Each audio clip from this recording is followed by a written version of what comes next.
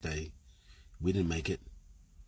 And the fact that you're listening to me, you didn't wake yourself up. God woke you up.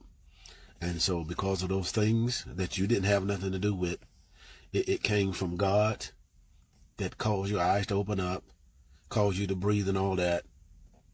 You should tell him thank you. You should give him thanks. Give him thanks for all the things that he's done. The Bible lets us know that in all things, we should give him thanks. We should give him thanks. Today, this morning, I want to talk about a certain spirit. Now, this particular message, give me about 5 to 10 minutes. It's not going to be popular. Many people who hear this message, you're not going to like it. Matter of fact, maybe I need to put my glasses on to talk about this message. Let me look a little more professional, I guess. Look more dignified, I guess. Let me put my glasses on. There we go.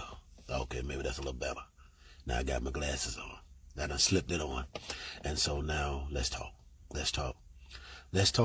want to talk about the spirit of deflection. That's the one. Matter of fact, I'm going to take my hat off of this right here. I want to talk about the spirit of deflection.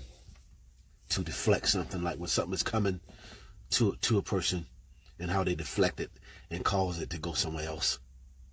To deflect. Kids do this in the beginning. The Bible lets us know that foolishness is bound up in the heart of a child, but the rod of correction will drive it far from them. It's foolishness. It's foolishness. And foolishness is selfishness. Foolishness is I want to do what I want to do, when I want to do it, and how I want to do it. That's why the Bible says train up a child in the way that they should go.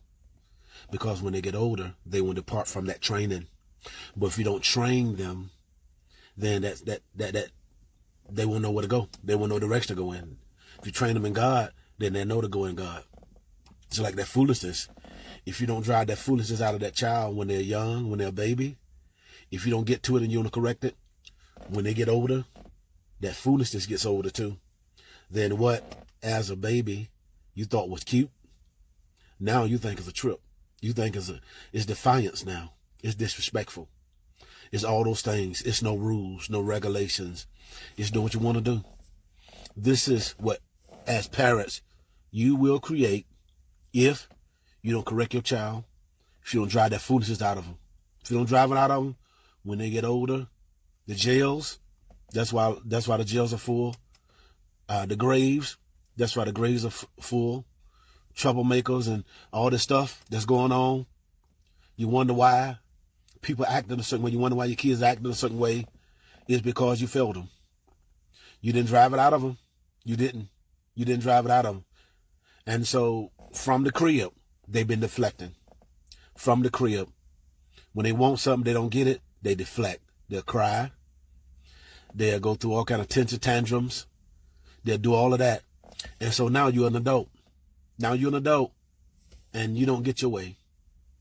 You don't get your way. And so what do? You become emotional. This is one of the spirits and one of the forms of deflection. When a person don't get their way. Now you're not a baby. Now you're grown.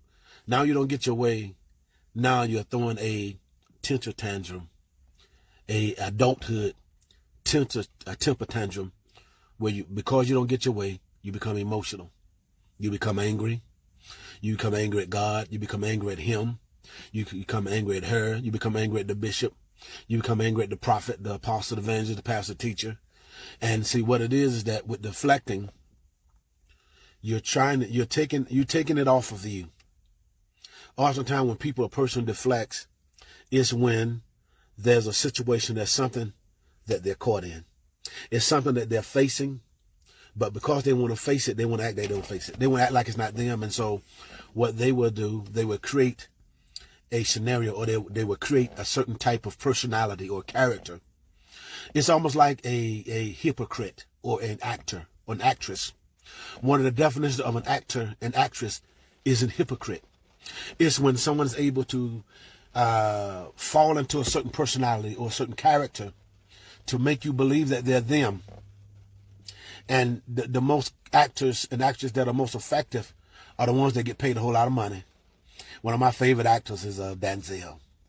Denzel know how to hide into a character and convince you that he's that person. Now I'm talking about a hypocrite. I'm talking about an actor. I'm talking about that. Now I love Denzel. Now he's doing his job to get paid, but I'm talking about people who are not getting paid for it. Well, they're not getting paid for it on a check as far as in Hollywood. They're getting paid in other ways, but they're not getting paid for it, for their behavior in that sense. But in another sense, they are, because their payment is people paying attention to them. Their payment is people patting them on their back. Their payment is people feeling sorry for them. Their payment is people giving them money.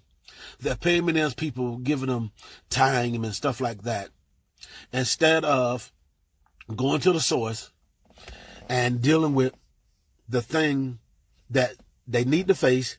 Instead of facing it, they're blaming on everybody else. Blaming on everybody else. And it's a seed that started from the beginning with Adam. Adam and Eve, or the man and the woman, when God had called them, and it said, who told you that you was naked? Who told you all of this? And you know what the man did, Adam did? He looked at the woman. And he said, well, the woman you gave me, she gave it to me. And so what he was doing, he was deflecting. Instead of taking the responsibility, himself saying, well, God, I'm at fault. I did it. I messed up. Instead of that, no, God, that woman. And then when he talked to the woman, no, God, that serpent.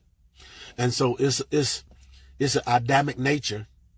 It's a fleshly, it's a sinful nature to always deflect or to get it off of you.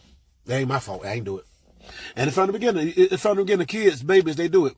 They'll throw a rock and hide their hand. They'll do it, but they'll blame it on someone else, or they'll be quiet, or they'll make it seem like it's not them, but it's you. Reverse psychology. It's not me. I ain't got the problem. You got the problem. I ain't got the issue. You got the issue. It's a spirit. It's a spirit. It's a selfish spirit that wants what it wants, when it wants it, and how it wants it, and will do whatever it takes to get it. A spirit of deflection. And this is the very thing that's destroying relationships and marriages. This is a spirit that's destroying relationships. It's destroying relationships in the church. It's destroying so many things. See, because people are so unfaithful because they're not honest. They rather deflect instead of be honest. Don't deflect. Don't lie. You know what you did and you know what you didn't do. Why are you in this situation? You know what you didn't do. You know it's between you and God. Stop blaming the devil. Stop blaming everybody else. But say, well, it's me. I got myself in this situation, God. Get me out of it. I ain't going to blame this person. Well, if they would have done this, I would have been this father. If I would have been with her, I'll be this father. I would have been with him, I'll be this father. No. Your choice. Face it. Deal with it. Eat it. Grow from it. Expand from it. The spirit of deflection. That's my message. Love you.